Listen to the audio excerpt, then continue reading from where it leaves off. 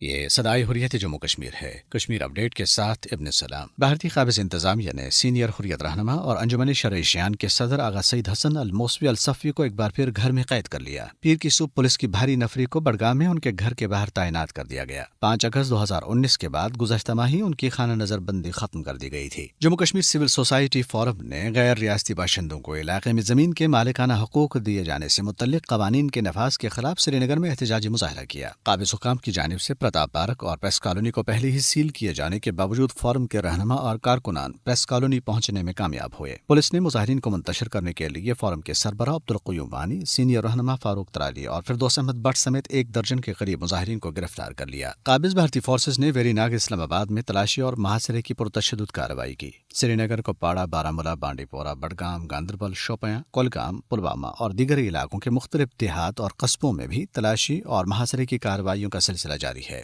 ضلع گاندربل میں گھروں پر چھاپوں کے دوران 3 بے گناہ کشمیری گرفتار کر لیے گئے۔ پلوامہ اور شوپیاں کے اضلاع سے گزشتہ 1 ہفتے کے دوران 4 اور کشمیری نوجوان لاپتہ ہو گئے۔ مجاہد کمانڈر ڈاکٹر سیف اللہ کی شہادت کے بعد جنوبی ضلع پلوامہ کے متعدد علاقوں میں انٹرنیٹ سروس بدستور معطل ہے۔ کمانڈر سیف اللہ کو بھارتی فوجیوں نے اتوار کے روز سری نگر میں ایک روایتی وحشانہ کارروائی کے دوران شہید کر دیا تھا۔ گزشتہ 7 دہائیوں سے ظلم و بربریت کا ہر ہتھ کنڈا استعمال کرنے کے باوجود بھارت کشمیریوں کے جذبہ آزادی کو ختم نہیں کر سکا۔ کشمیر میڈیا سروس کے سیاسی رہنماؤں، سول سوسائٹی کے ارکان، ماہرین تعلیم اور تاجروں کے انٹرویوز پر مبنی ایک سروے رپورٹ میں کہا گیا ہے کہ تمام تر بھارتی مظالم کے باوجود کشمیری اپنی جدوجہد سے دستبردار ہونے کو تیار نہیں ہیں، کیونکہ وہ اپنے سفر میں شکست اور واپسی یا دستبرداری کے نقطے سے کہیں آگے بڑھ چکے ہیں۔ بھارت کے کئی مبصرین، دانشوروں اور سیاستدانوں کا کہنا ہے کہ کشمیری اب موت سے بھی بے پرواہ ہو چکے ہیں۔ اپڈیٹ ختم ہوا۔ جب سے بھارت میں مودی کی فسطائی حکومت برسر اقتدار آئی ہے، مقبوضہ جموں کشمیر میں آئے روز ایسے غیر جمہوری قوانین نافذ کیے جا رہے ہیں جن کی وجہ سے کشمیری بلا تفریق نسل اور مذہب